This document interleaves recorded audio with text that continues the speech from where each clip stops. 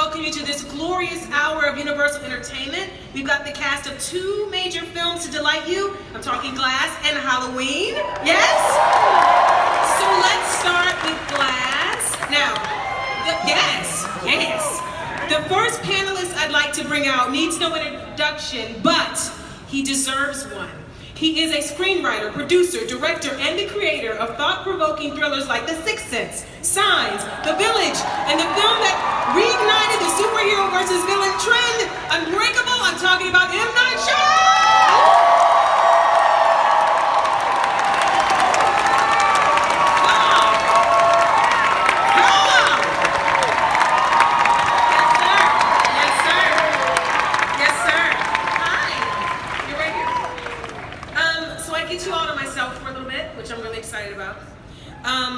We are all obsessed with the superhero and villain movies that are everywhere these days, and you kind of brought that renaissance back with Unbreakable. Can you tell us the inspiration for this trilogy and tell us about your journey from Unbreakable to Split to now Glass? Thank you guys. Wow, it's so exciting to be here. I've been dreaming about being in this hall forever.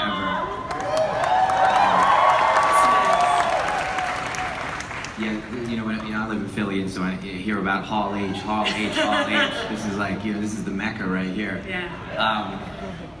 You know, Unbreakable, when Unbreakable came out, it was kind of a weird moment for me. I remember like the 29, 30-year-old version of myself lying on the sofa after it opened, and there was kind of a mixed reaction to the movie. And I think they were expecting a sequel to Sixth Sense or something, because me and Bruce were doing a movie together. And it was very kind of, I don't know, disheartening a little bit, like, because I was thinking that this would have been a, you know, a really cool thing, a thriller, comic book movie. And I remember this is a real moment that happened. I remember as we were talking about marketing the movie, that I was on a conference call with the studio, and they were saying, we can't mention the word comic books or superheroes because it's too fringe. And it's those people that go to those conventions. That was literally a quote. Wow. And that's us, everybody. And I was like, oh, and they're like, we're just gonna avoid mentioning that in the campaign. So I was like, but that's what the movie is. And it was one of those kind of weird moments of feeling like the subject that I was making, would that be interesting to the broader population, which is obviously fascinating given what's happened since then. Yeah. And so I went on to make a lot of other movies, and then I decided to make smaller movies, contained movies. And then I remember that I had this idea.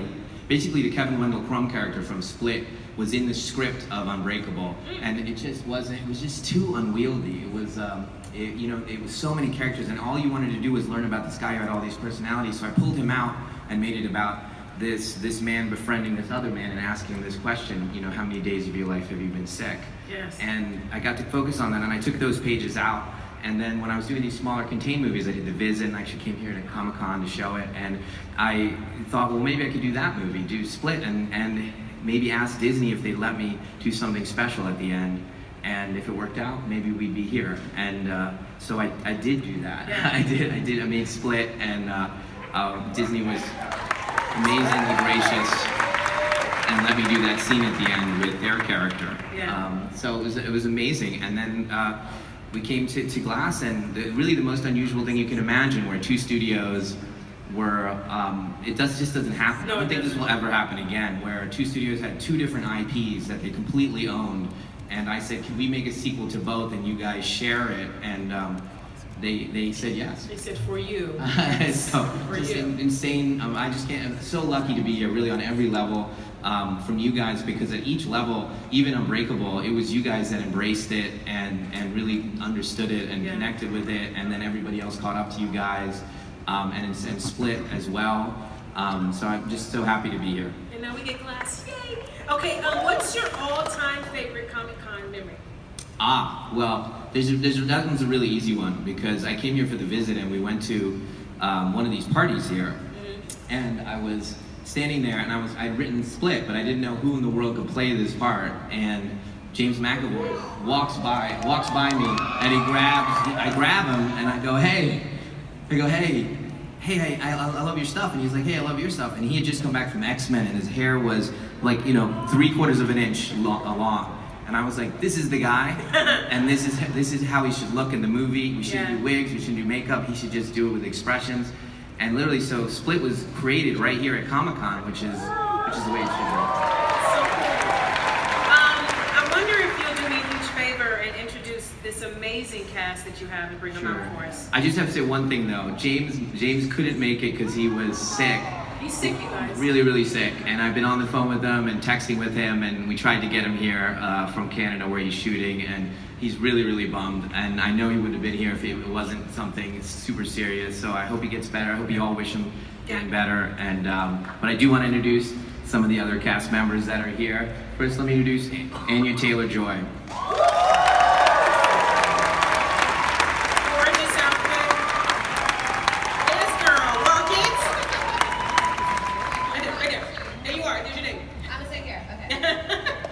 And then I was super, super lucky to add a new cast member to our third movie here, Sarah Paulson.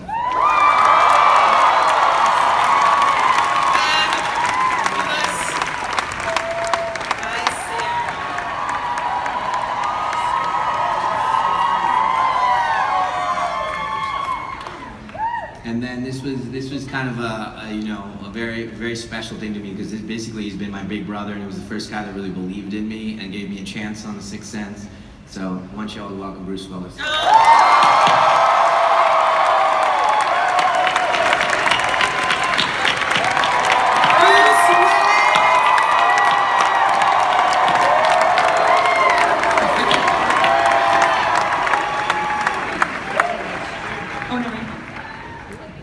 And then I was Bruce. And the last person I want to bring out is the title character. I think we all know him, the hardest working man in Hollywood, yes. Sam Jackson.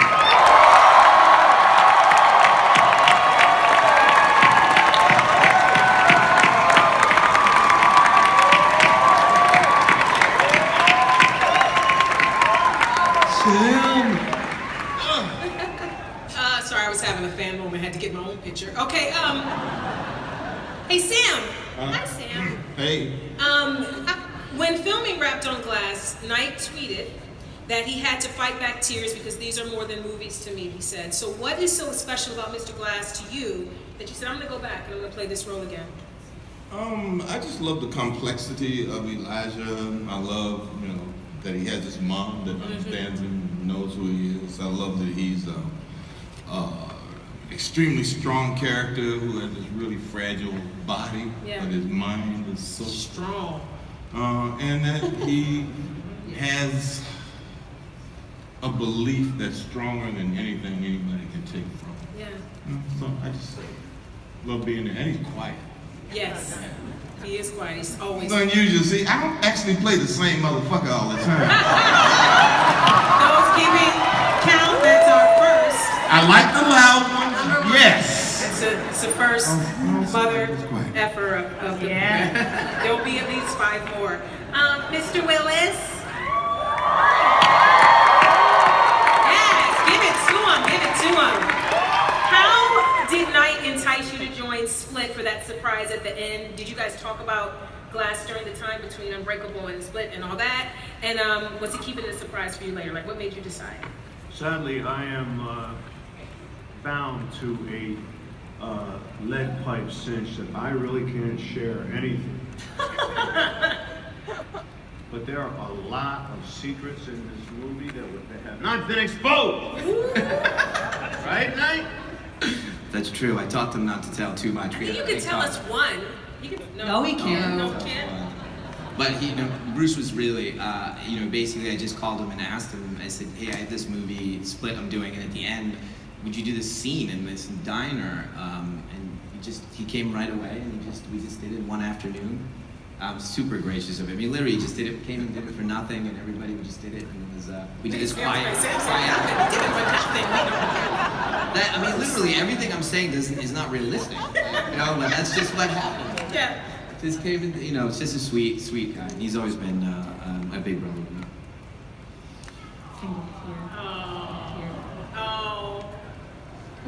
Yeah. Knight had a couple of bad nights for himself, and he didn't quite know whether I should answer the question or don't answer. But Knight asked me, will you do it? And I said, yes. Sarah? Hi, Pumpkin. Hi. We love her and everything. I heard you have some interesting shooting stories. There were some things that happened in a cold hospital, and It was the coldest place I've ever been in my life. But it was actually helpful to me a little bit because, I mean, it literally was like a mile to the bathroom inside this place. And wow. We would sit between takes, there was no heat, and but it was good for my brain because I spent a lot of time trying not to have panic, that I was, there's one particular scene where I'm sitting in a room in this hospital with 3 of the most iconic characters that have been on film, with Knight looking at me, telling me what to do and things, and I was going, I can't believe this is happening to me. So the cold was quite a good distraction. Good distraction. Yeah. But like pulling the stockings down for the peeing was not my favorite day, kids. It was not my favorite day. Was it a choice to make it so cold? They have heaters. He's, Knight's tough. He likes to put us through our paces. He's like, we shot it up. She's leaving out some details. Sorry. It was an abandoned mental hospital. Yes, it was a mental hospital, So it wasn't. Creepy. Yeah. It wasn't active, and so we were, the state allowed me to. Yeah, he was like, I could make it warm in here with some space heaters, but no. I love it. Anya, hi, honey. What I love about your character, Casey, is that when we meet her, she's wounded, but she's a survivor who refuses to give up, and ultimately, she's standing toe-to-toe with the beast, and he earns his respect. So, where do you find that inner resolve as an actress, and how was it to play off of James McAvoy's Beast? I mean, it's amazing. He's so incredible, and he brings so much to every single character that you really feel like you're working with somebody different each time. But I don't know where I find the inner resolve to play Casey, because I think Casey's amazing.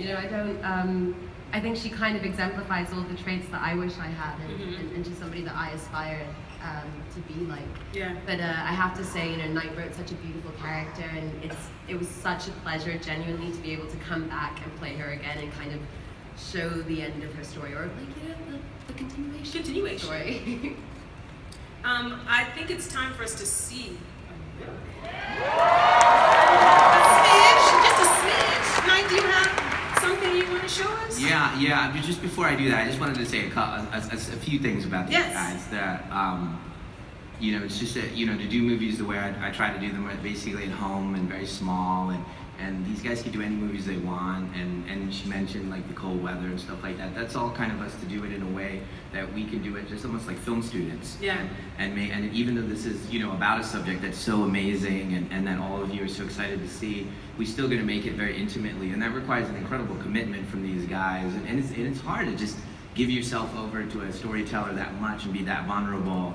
And each one of them, I could go on and on and on. And James, who's not here, to do what he did. Nice. Yeah, I feel bad that James is not here because he really, he has that Robin Williams kind of ability to kind of go into other characters with full empathy. And when you guys get to see what he did, it's very, very special. And again, these guys are like, these guys are the ones that introduced me to making movies. I get emotional just talking about all of you guys here. So thank you so much, you guys. So with regard to what we're going to show, look, we had I'm going to show you the trailer, and you guys, we had the opportunity to put this trailer on some of the biggest Marvel movies that that exist, and we made the decision. I felt very strongly that you guys should be the ones that see it first. It was always meant for you guys. This whole series. And it was it's a big deal that who you show it to first, and then it's yours forever, and you take it and it's yours, it's not ours anymore. So guys, here you go, here's the world premiere of the trailer.